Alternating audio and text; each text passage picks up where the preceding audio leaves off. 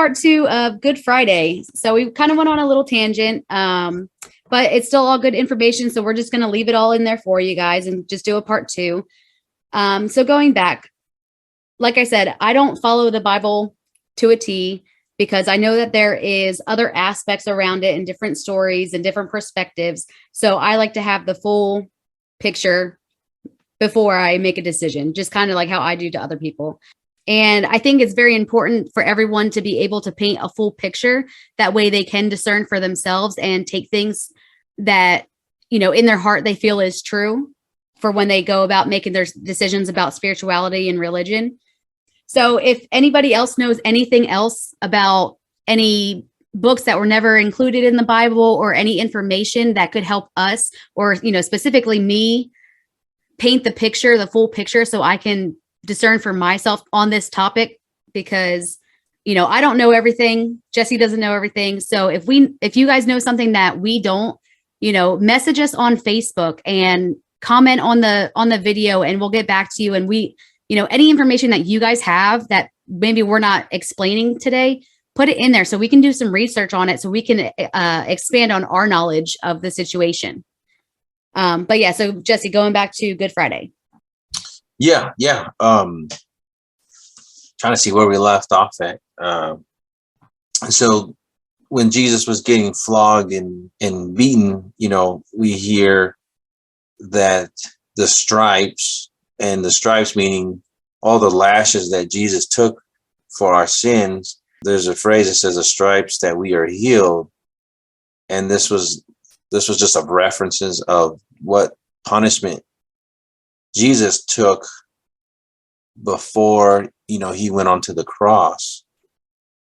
And in 1 Peter 2:24, Peter writes that he himself, which talking about Jesus, bore our sins in his body on the tree so that we may die in sin and live for righteousness.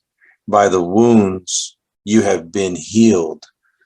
So it is pretty deep, man. And it's kind of scary that Jesus took these lashings, because when you read about the methods in which Jesus was lashed, you're talking about, pieces of hooks that had like sharpened rocks and I think they were saying that they had sticks that had pieces of bone tied to the ends of them, and that I forget what it's called, but they were using those like it's like a flagrum or something, and they were whipping him with those as well. Yeah, it's pretty brutal. And what the symbology that Jesus was taking all our sins on this one man, and that could have been, oh my God, it was probably just horrible to witness and to think his mother was there witnessing this stuff. And for those that know and follow Jesus, it's kind of, it's like, how can we call it Good Friday? Because it was just a brutal beating just for me and for you and for those that follow Jesus, that, to set you free of your sin and for him to die the true death. So that way we don't have to die a true death. And there's a lot of symbology behind that, because Jesus references when, in the Bible, when people had passed, he said, no, they're sleeping. Called different people from life, right? He spoke to them and they came from the dead. They rose from the dead. And so it's interesting that, God shows here that he died the true death for us so that we may not die alone. Pretty incredible story. And it's just so horrifying to read that someone would take that for, my sins, your sins, and the world's sin, because I don't even, oh my God, I'm thinking if, my pain tolerance is so low, I get all woozy with just a sight of blood. So, I just couldn't imagine what that scene would look like, with the little common area where they, tied you to a post and did their, their floggings on, and, how much blood had been everywhere, and flesh, and, just the whipping and the sounds, it's just, it just seems like it would just be a very gruesome, just very tragic and highly emotionally affecting you. Like, it just seems so traumatic. yeah. And then, you look at all these events, or not look, but you kind of just read these floggings and beatings. And then on top of that, he had to carry a cross. He had to drag a cross all the way to the site where the crucifixion happened. And I'm trying to remember what the name of that mountain was. I'm not sure, but you do make a good point when you say, why is it called Good Friday? Because I actually had that same thought.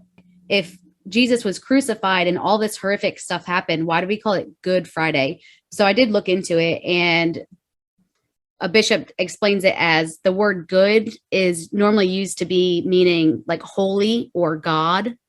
So that's kind of why it's Good Friday. It's not good that well, I mean, it kind of is because he died for our sins, but it's not good that he died, but it's the words meaning holy or God. So. Oh, okay. Yeah. I'm trying to remember. There's just so much information about the events leading to the crucifixion. And like I was saying, him having, Jesus having to pick up a cross after just your body just being mutilated, and dragging it up this mountain, or this, through town, and to the place of his crucifixion. Yeah. So basically, you're going to be crucified, and then you're holding this enormous cross that you're going to be nailed to. Like, that takes a lot of mental strength to know your fate and know what's going to happen, but still carry that cross and that burden to your death site to experience even more pain. Like, that is just amazing to me. Yeah. And the mountain that Jesus was crucified was called Golgotha, and in Arabic means skull. And so that's where he was crucified, and had where the site was at. So yeah, so he ended up going up to that site, and I don't think the name really, well, the name matters, but I don't think it's one of those things that he's going to fault you for not remembering. Yeah. Oh yeah, it was just more for it was just more for me, more for learning, right? Yeah, exactly. Hey, what was that? But yeah, and then the accounts of him being nailed and stretched, and putting the nails through his hands, and then his feet, and there's just the whole process. There was nothing to be taken lightly about this whole process. It was just, from start to finish, it was just pure gruesome. And according to reading the scriptures, like before God revealed to Jesus what he had to do, Jesus was so stressed that when he came down from prayer, and I believe he was praying on the Mount of Olives. I think that's what the mound that he was praying on. That when he came down to meet up his disciples, he was sweating blood, because he was just so stressed on what to come. But he, knowing what, I'm thinking, if I putting my shoes in Jesus' place, knowing that, I'd have been like, all right, I'm out of here. I'm like, I don't think I'd stayed around just to, but Jesus said, this is my Father's will. So hold on real quick. I just need to put in my scientific stuff here. So it is proven that you can sweat blood, just so you know. Okay, go ahead. Yeah.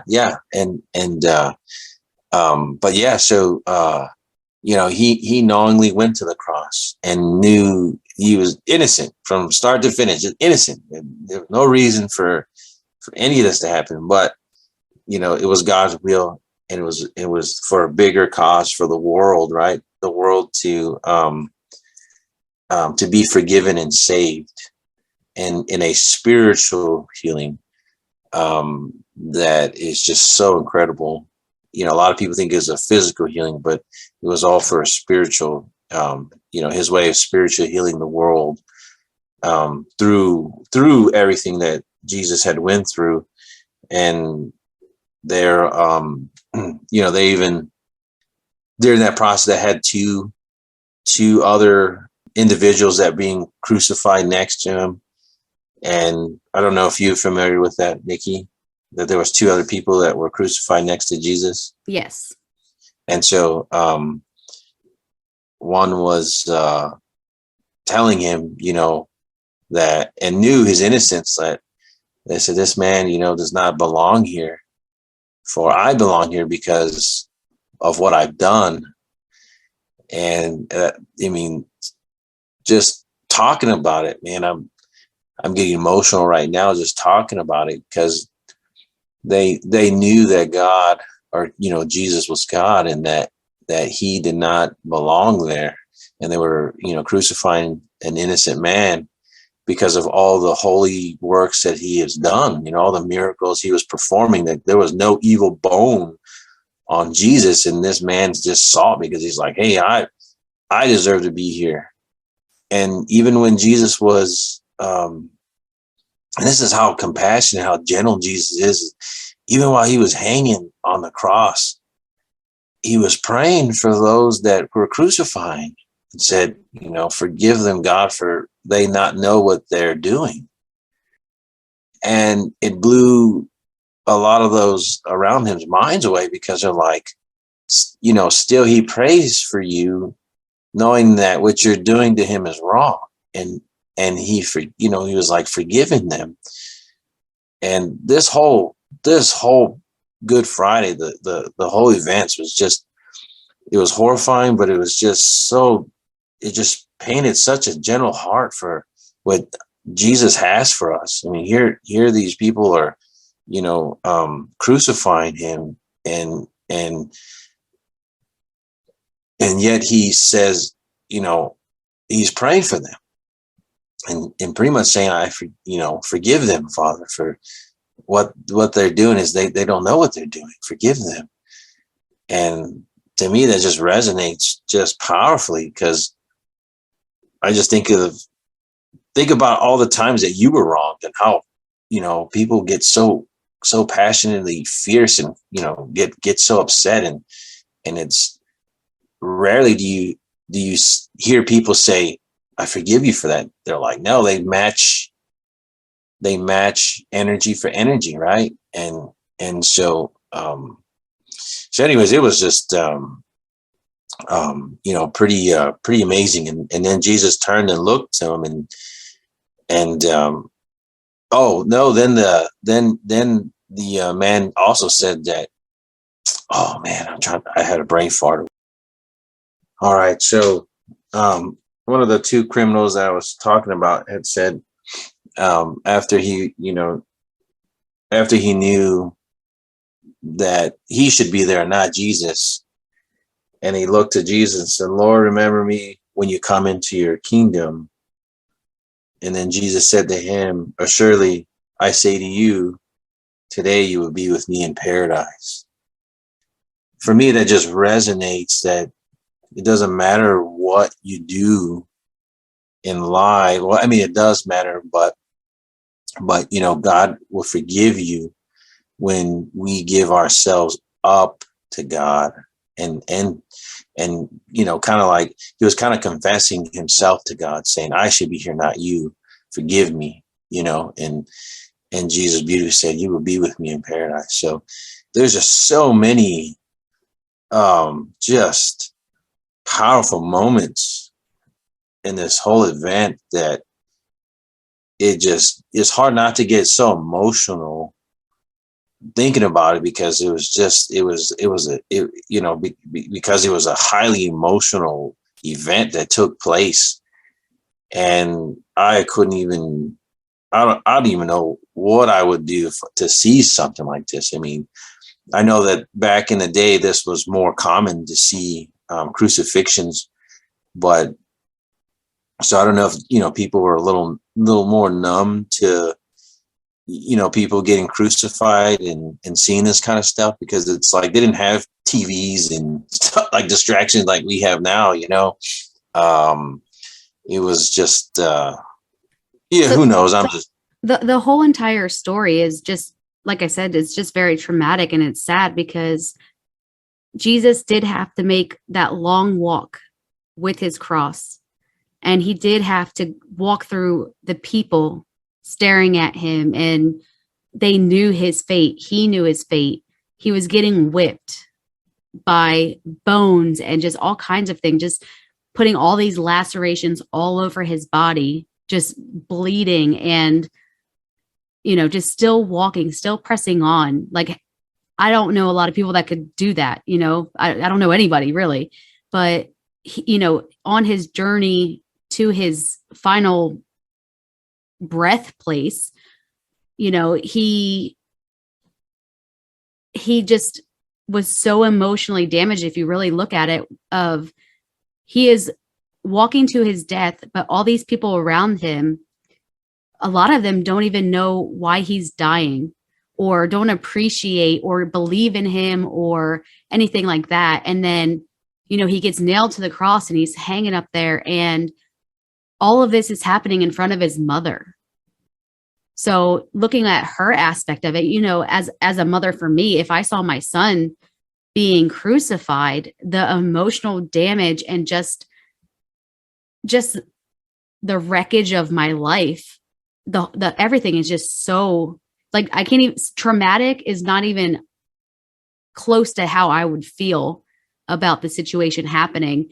And for Jesus to know that he was dying for sins of people, and they couldn't even truly understand until after the fact of why he was dying, or when those soldiers were putting him to death, but they were completely okay with doing it. But then after he died and mountains crumbled, all these events happened, then they knew after the fact.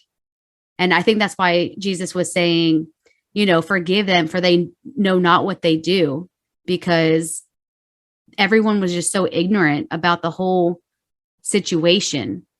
And like you said, I guess kind of numb to it, because, crucifixion was a thing, but it really does put in perspective, because you mentioned him sweating blood. That was the beginning of it. And, what is the term called? It's called like hematohidrosis. And it occurs when people are under such emotional stress. So he was just under so much emotional stress. And then walking down, he was under physical stress. And, just the physical beatings and stuff like that. He was just enwrapped in all of this pain that people just didn't understand the significance of it, if that makes sense. yeah, no, it makes perfect sense. And, when you're talking, I was thinking about the two criminals, right? I talked about the one that asked for forgiveness, and then the other one next to him was mocking him. And, during this whole time, reading and kind of remembering things, people were mocking Jesus, say, "Oh, if you're, who you say you are, why don't you save yourself? And, you can save others, but you can't save yourself." So, we see two sides of the spectrum, and it's almost like we see two sides of the walk with Jesus today. Are we the mockers, or are we the ones that are asking for forgiveness? And thinking about it, it's pretty powerful, because here you have two criminals that didn't know Jesus, but we have, one mocking and one asking for forgiveness. And it's just kind of made me reflect on, just the many walks that we have in life with are we mocking, or are we asking for forgiveness? And so the whole thing is just very powerful. When you start dissecting it, you're going to learn something new, because God's going to burn something in your heart and reveal, I believe, the purpose and intentions. And God just kind of just works his way into you, and you just start appreciating, for me, what Jesus has done for us. And it must have been, I don't even want to know how painful it must have went through. And then on top of it, think of, I kind of think of it this way, like, think of something that you were wrongfully accused of, right? Someone came, oh, you did this. And then, you know what, on top of that, we're going to beat you. We're going to flog you. And not only we're going to do that, we're going to have you carry this cross all the way up to the place of, your destination.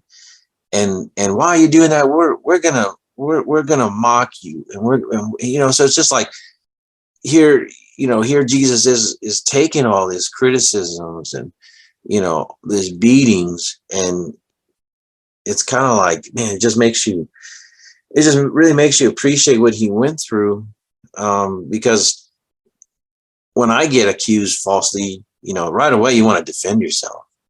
And I'm pretty sure that's what everyone would feel, like, hey, let me prove myself. Like, these are false, and with what was coming to what was happening to Jesus, it was just unnecessary for people to do that, but it was God's plan.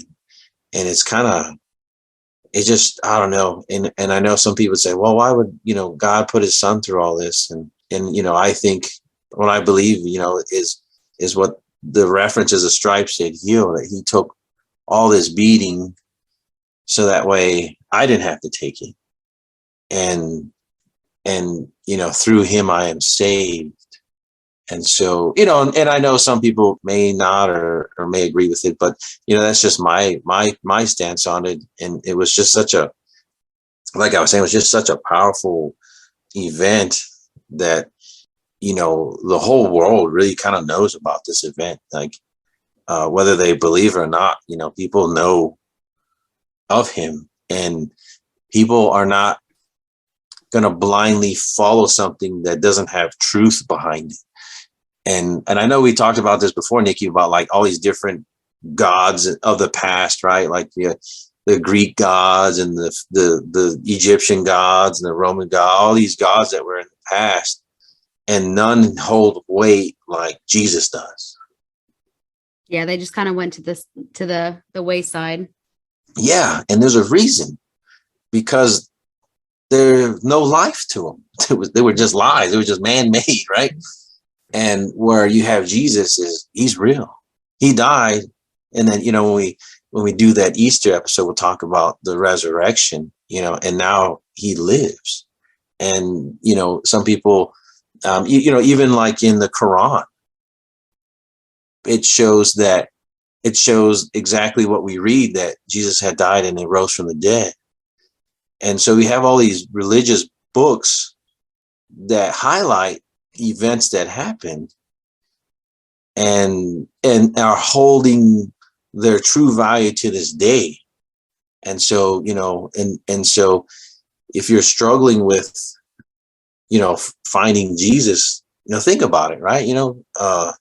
Think about how long this story has lasted and how long other gods have lasted. They didn't last long.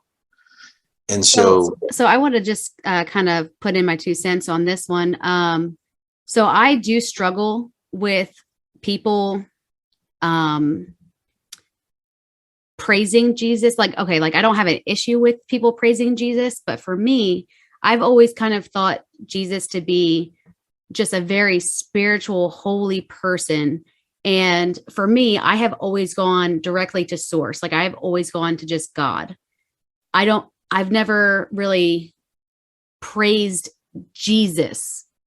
For me, it's God, it's source. So I've kind of always, I've heard the stories. I've realized that it's in almost every religion and different scriptures and just people talking about Jesus. And so, I always knew he was a real person, but, the stories behind everything, I kind of question just because I am, I'm a questioning kind of person. I like evidence. And so I have dove in and tried to find some more information about him because he has been kind of poking my heart, especially lately.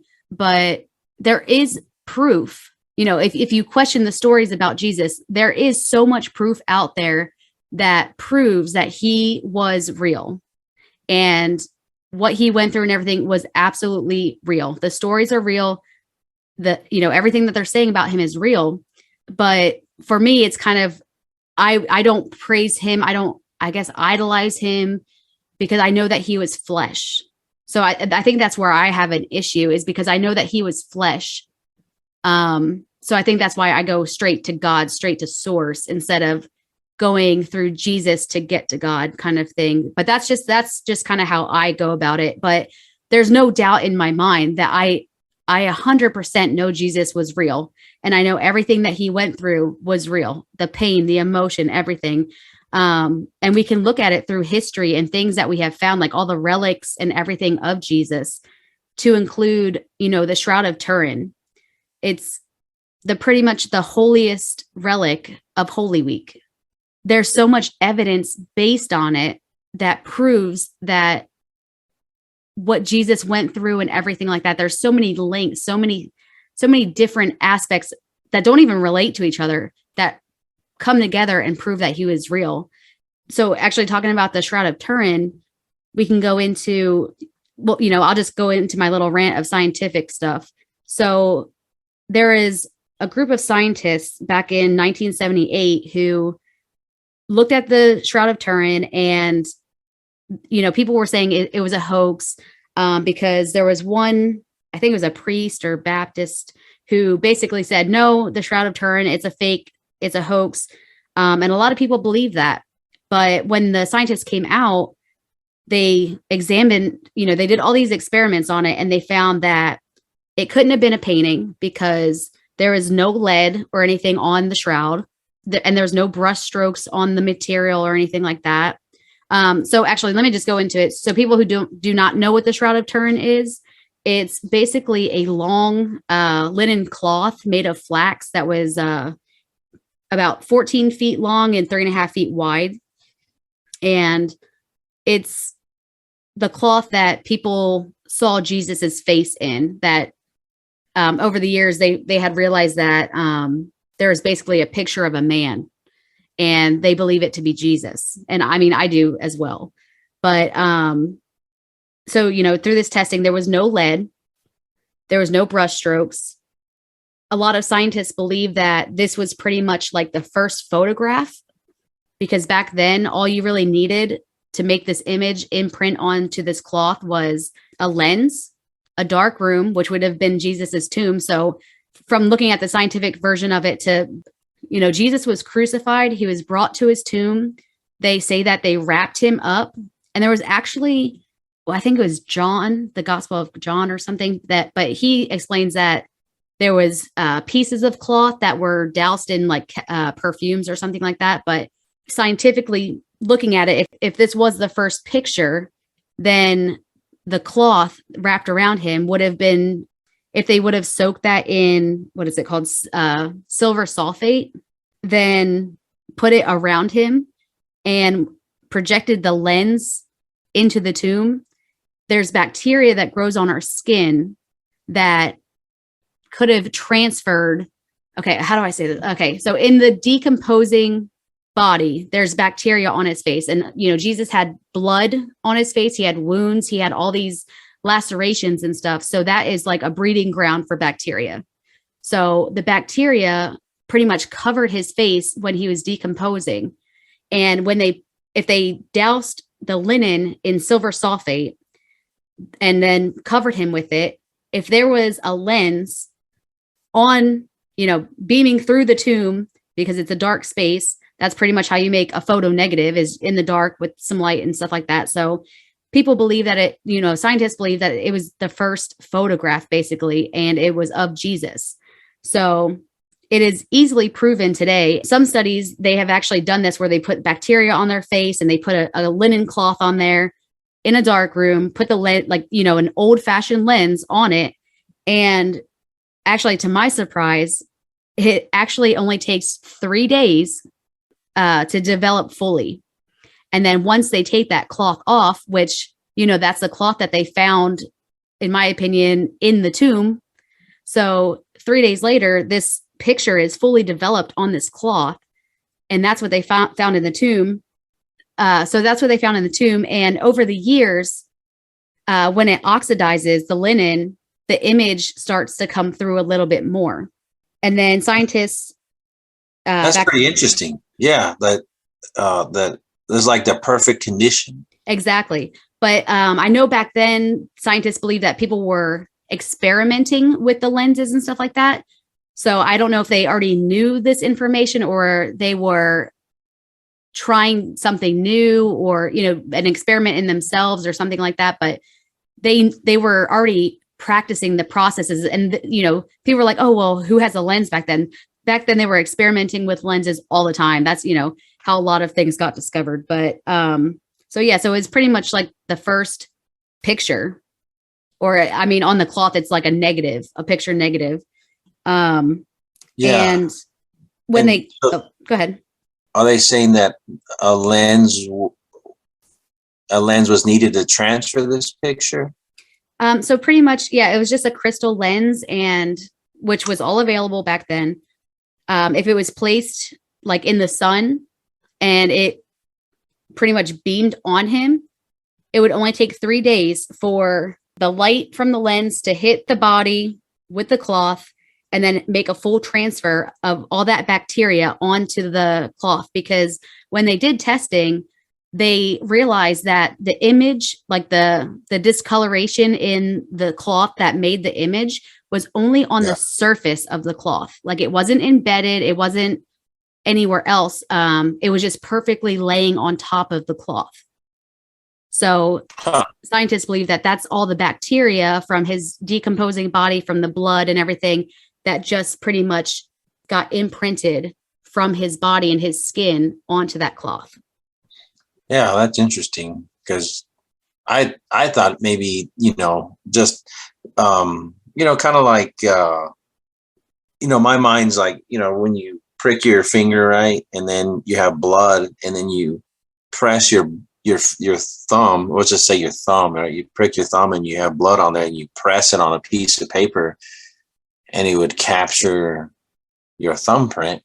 I was thinking maybe, with the shroud wrapped around him, that, with everything that Jesus has been through, that would have done the same thing on the shroud. But I don't know, that's my thought process, that maybe like this is why I love science. This is why science and religion kind of thing, they go hand in hand, which a lot of people are like, no, they don't. But to me, I'm like, I am fully backing up the science with the religion thing, because things that you can learn and just from studying is just so amazing. And this is why, I completely believe that Jesus was real. His whole situation was real, that the image of his face on the cloth, it is 100% realistic in that time period for this to happen.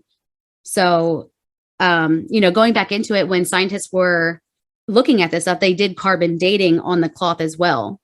And a lot of people thought this was going back to the hoax issue, was that when they did carbon dating, they had a bunch of scientists who were trying to determine where they should take the sample of the cloth.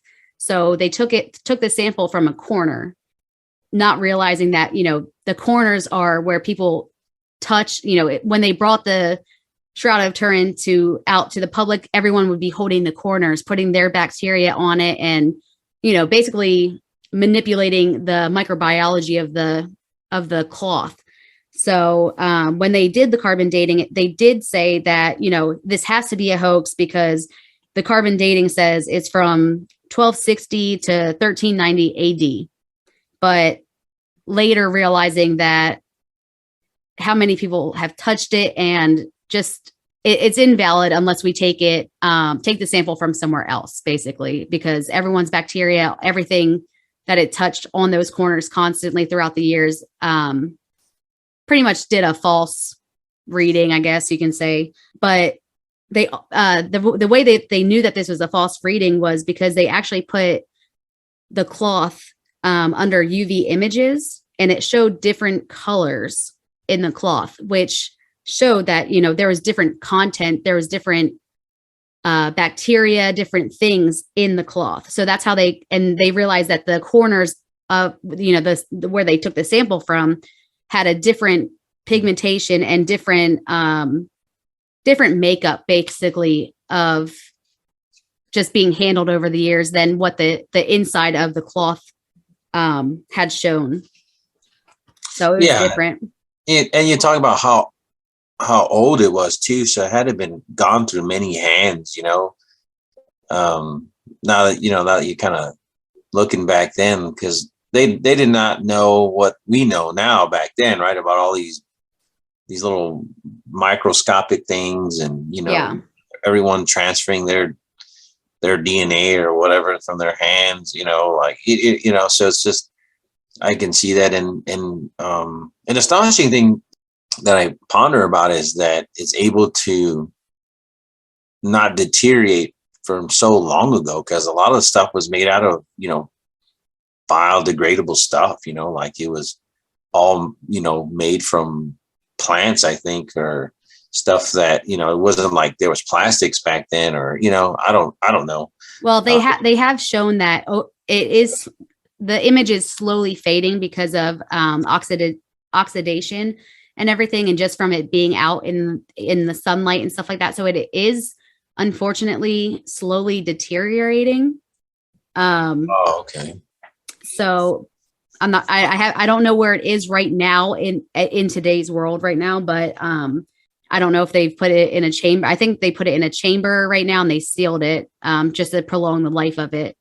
But when we talk about the Shroud of Turin, we also have to look at the Sudarian as well, because one piece of evidence that I just find is absolutely amazing, because going back to the Shroud of Turin, they did find blood on the shroud, so they did take samples of that blood as well, and that kind of relates to the Sudarian, because they took samples, because I don't know if you guys know what the Sudarian is, but it was basically a cloth that's been it was like pretty much held in a box in a church. And is it the cloth that Jesus used to wipe his face?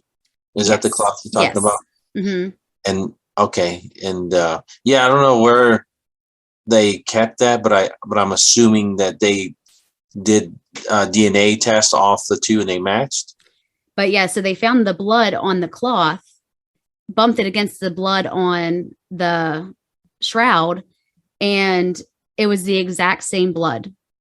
Wow. And they found that it was that the blood was AB. It was an AB blood group, and less than 3% of the population had that blood group. So these two items were definitely the same person. Just looking at the stories and stuff, the sweat cloth that he used to wipe his face had his blood on it, and the shroud had blood on it, and it is the same exact DNA matching. So these two items that are seen in scripture and stuff are definitely related, and it's definitely from, the same blood from the same person. Yeah, and that's cool. I didn't know that that they tested the DNA, because I do know of both, but I guess it makes sense, because if I was a scientist, I'd be like, hey, let's try this out, kind of see where this leads. And wow, that's pretty incredible. I thought that was pretty cool, because it kind of solidifies. It's kind of hard not to say that these things are not authentic if the two are matching. And what are the odds of them being a hoax? Normally hoax, they just create so much confusion, right? Like one thing doesn't line up to another, it contradicts one another. There's no, when I tell people truth only has one story, and hoax, which is a lie, have many stories. And so, these many stories would come up if it's, if these two items were not indeed authentic, right? And it's just kind of weird how the universe does that, and it goes back to like the scripture. It says that, the truth will set you free, and it does, and for these scientists, they're probably like, it probably threw them for a loop, especially if they were non-believers, Exactly. And this is why I love science, because it can prove so much. So, I said that the Sidarian was like the cloth that he wiped the sweat from. There's also other relics that have been kind of passed down, and we're not really, sure where they are, because it talks in the story that he was walking down and a woman had given him, one of her cloths to wipe off the sweat from his face and the blood. But the Sidarian is actually the cloth that after he had died, they wrapped the cloth around his head, just to kind of, that's what they did. They just kind of wrapped it around their head as they were dying. And, okay. And they can actually, so that cloth actually has been carbon dated to be around 700 AD. Yeah. So, yeah. Which, yeah, like I said, science. Whoo. But yeah. The scientists have actually proven that the Sidarian would have been wrapped around somebody's head. They can see the imprints of a bearded man. And this is actually on the Shroud of Turin as well. So they're able to replicate the situation where if you take all the blood stains and everything of the Sidarian, you can see how it was placed and how it was wrapped around his head. They even like pinned it to his head so that way it wouldn't fall off. So you see like those pinholes with the blood around it. You can see where with the crown of thorns, you can see where there have been like punctures in there and where the blood and stuff would be. So somebody with a crown of thorns, with a beard and all this stuff, this is where that Sidarian was, who it belonged to, basically. So I thought that was very interesting. So they relate, and it was the same blood, same person, same story. So this is just kind of evidence to prove how real this really was. And I think that's why it hits home for me, is just how traumatic all this is, because they actually did studies. Yeah. Just so they can prove, the microbiologists can prove that bacteria is on these cloths. I forget what the bacteria it's called. It's called it's a staph bacteria, stapha something dermatitis or something like that. I'll have to look it up and put it in like the description below or something. But, when that bacteria forms, it forms like a sticky polymer that can be easily transferred from your skin to the cloth. So that's how they're able to, basically see his image through the blood, and just that's how that image got put onto these cloths. And when they do basically like a reenactment kind of thing to see exactly how it was placed, they can tell you exactly how the Sidarian was wrapped around his head. And I guess his head was leaning, so they didn't wrap it fully around his head. They wrapped it around and then folded it back, because you can see the two layers of the same blood on top of each other. So I thought that was pretty cool too. Yeah. So they actually, sorry, I'm all over the place, but I get really excited. I mean, it's all incredible stuff, because you're like here, you hear a story, right? And then it's like, hey, this story has facts, and here's this, and here's that. And so it just makes this, it just makes the story more realistic, because you're like, hold on, like, we have the cloth that, that Jesus was wrapped up in, and the Sidarian, right? Is that what it's called? The head wrap. And yeah. so I didn't know that they had that, but And this is why we have these conversations, because we're just feeding off each other, and it's cool because you hear like, I'm trying to think, I don't know if they were like archaeologists. I read stories about archaeologists going to prove the Bible wrong, And then they and end up believing in it. And yeah, that's kind of how I am with this, is with the Jesus stories. Like, there's a little bit of doubt in my mind. Not that he was real or anything, just, for me personally, now that I've seen the evidence, and I did my own research that on something that I could believe, because, for me, science is kind of solid evidence. So, in turn, I end up believing in it. I fully believe that he was a person and all this stuff happened to him. So yeah, it is kind of awesome. oh yeah. I mean, and that's just for me, this is the physical realm, and then and I know Nikki, there's a massive spiritual realm, and when this whole process that we call the Holy Friday or Pious Friday is leading to spiritual healing, like I was saying before. And you could only find that by putting your faith into Jesus, right?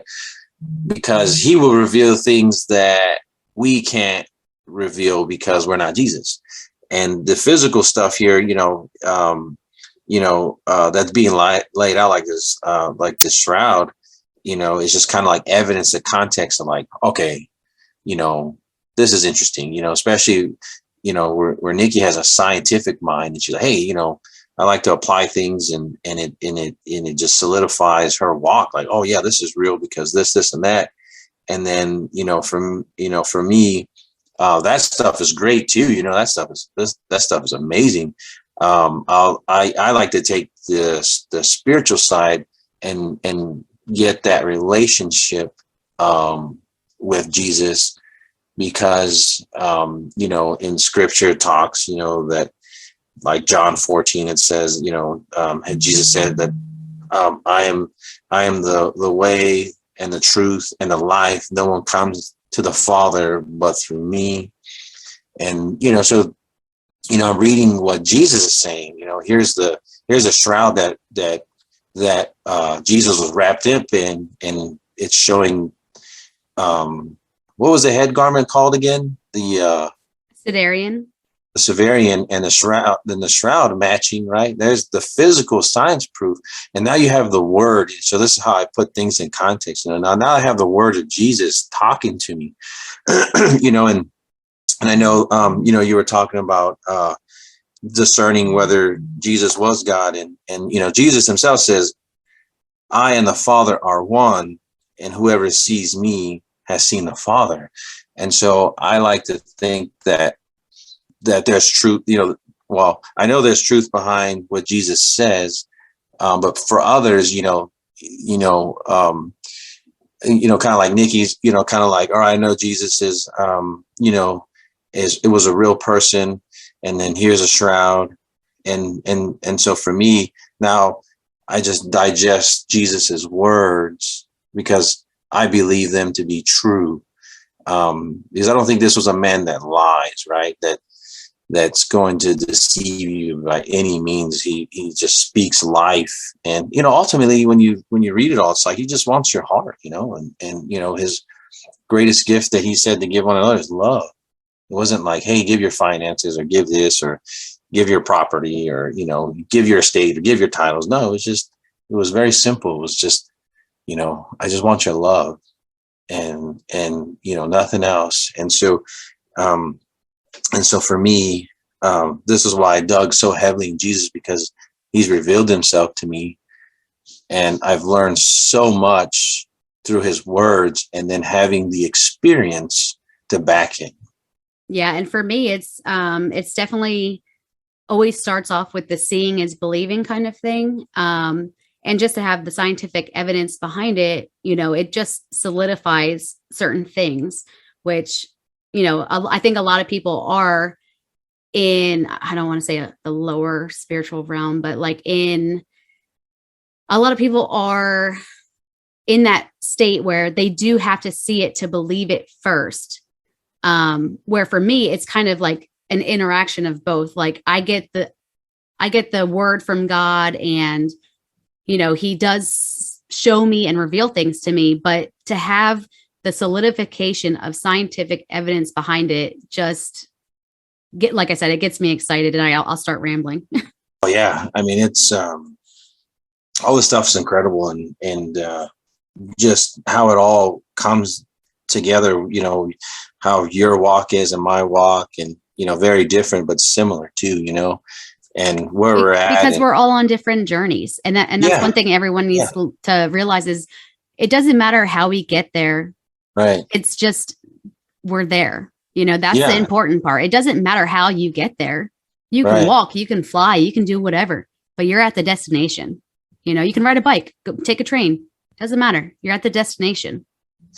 Oh, absolutely. And that's what I love about everything is that I learned so much from talking to you right now about the shroud and the garment over his head. I don't know why I keep forgetting the name, but Sudarian. Sudarian. Yeah. It's like foreign to me, but I had no idea. And so, this is why we create this podcast, because we have so much to learn from one another, and we have different beliefs, but yet we're still here mutually trying to lift one another through our journey, right? Because I don't think there's a destination.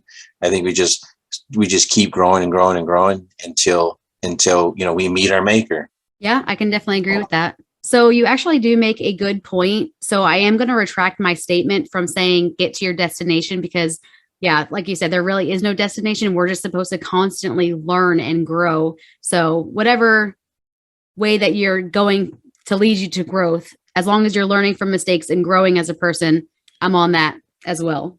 But yeah, so going back to the Shroud of Turin, they actually took the photo negative and they actually gave it to a coroner, and the coroner examined everything, and he said that, from the shroud, you could see that it was a bearded male.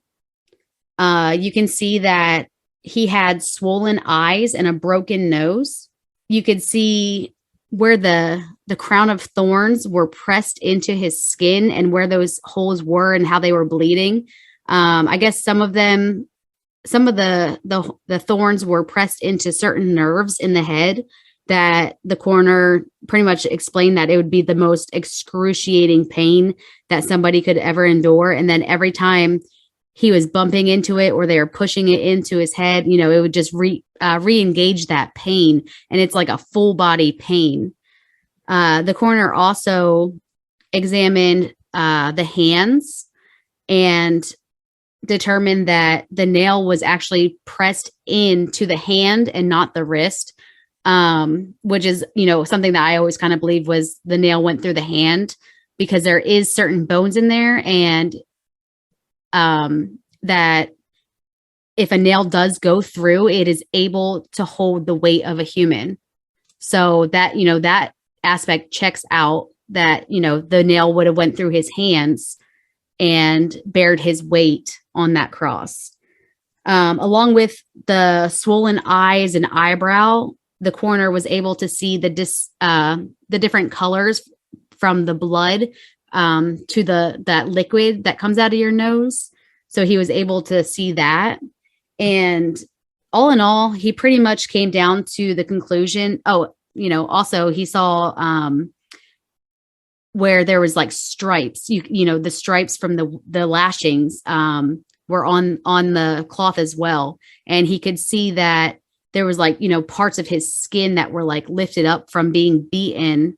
So you could see that all in the cloth. And when the coroner examined it, he basically said, all in all, if I were to diagnose this death, I would say that he basically died from shock.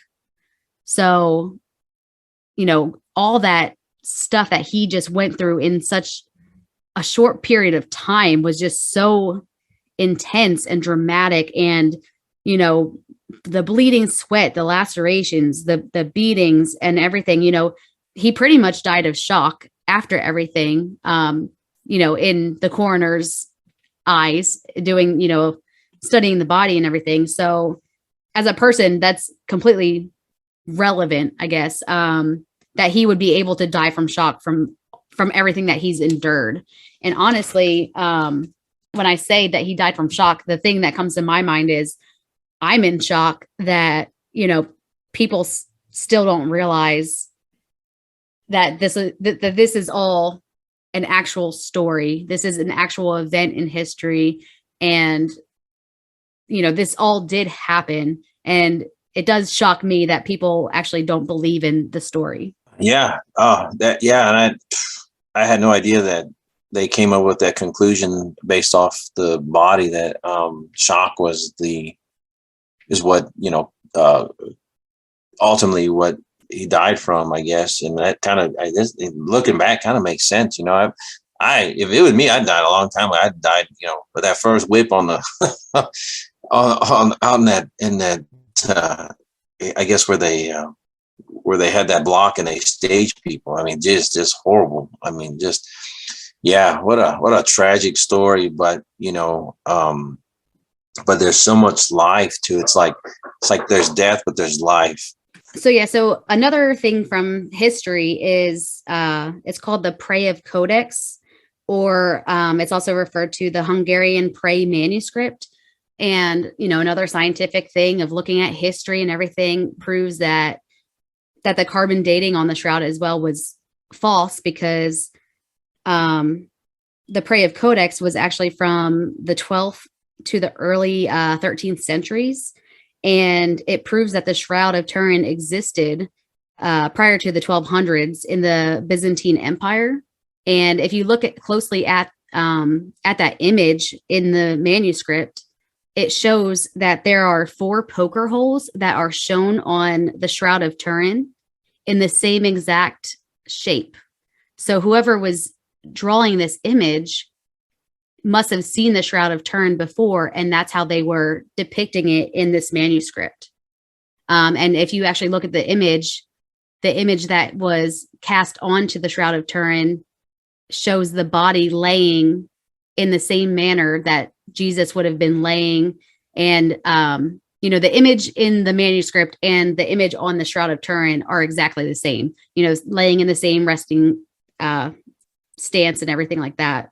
So, that's pretty interesting. And these two things aren't even really related, but it's just an image that was found in the manuscript to basically prove that the shroud existed back then. Especially because the 4 poker holes they're like in an L shape. So it correlates. It's one of those things like, how could that not be the shroud, especially Right. The way that it's being depicted in the manuscript. Yeah, absolutely. Well, I still got more. I got a couple you got more? Yeah, a couple more. All right, cool. So they also found that the stitches on the shroud were over 2,000 years old, because they found the same style of stitching found on cloth found 70 years after Christ.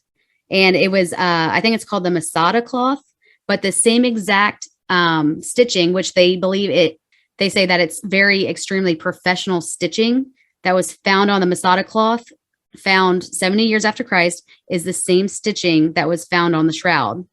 So it had to have been within that time frame. And I do think it's kind of cool as well, just because the shroud was actually kept at a church that caught on fire, and the box that held the shroud kind of burned, and it kind of burned some holes in there. And there is some water on the shroud as well that they thought that was, a lot of people believe that it was the water that they used to put the fire out on the cloth. But they have determined that the cloth water stains that were on the cloth are from a different time period. And it's kind of awesome because, scientists are able to actually fold. So they actually printed like a replica of the cloth, and they can show you exactly how the cloth was folded and placed in a clay jar, similar to like the Dead Sea Scrolls, how they were kept in those clay jars. They're able to show exactly how this shroud was folded and placed in a jar. And there must have been some water at the very bottom that the cloth was just, not submerged in, but there's just, it was just soaking it up. So they're able to actually use the same replica of a jar that they would have, the similar ones to the Dead Sea Scrolls, put a little bit of water at the bottom of it, put, the replica sheet in there, exactly how it was folded. And when they open it up, it is exactly the same kind of water stain that is on the shroud. So that, that's my evidence on it. Completely logical of how this stuff exists. It's real. It's not a hoax. I believe in it. Completely believe that Jesus was an actual living person who went through all of these traumatic incidences. And like I said, I can talk forever, but I know we are so far over time. So, I just want to say thank you for listening, and share, comment. Jesse, you got anything else? No. Yeah. Thanks again for listening. And please, if you have, any additional information, or maybe we missed something, or just provide us a comment, or you want us to discuss, we're open to any suggestions that you may have. And I guess thanks for listening and taking the time to dissect what Good Friday was. And I know on the first episode we kind of went on a tangent, but sometimes that's where we need to go. And a lot of things were answered, and I learned a lot too. So overall was good. All right. We appreciate everyone. Until next time.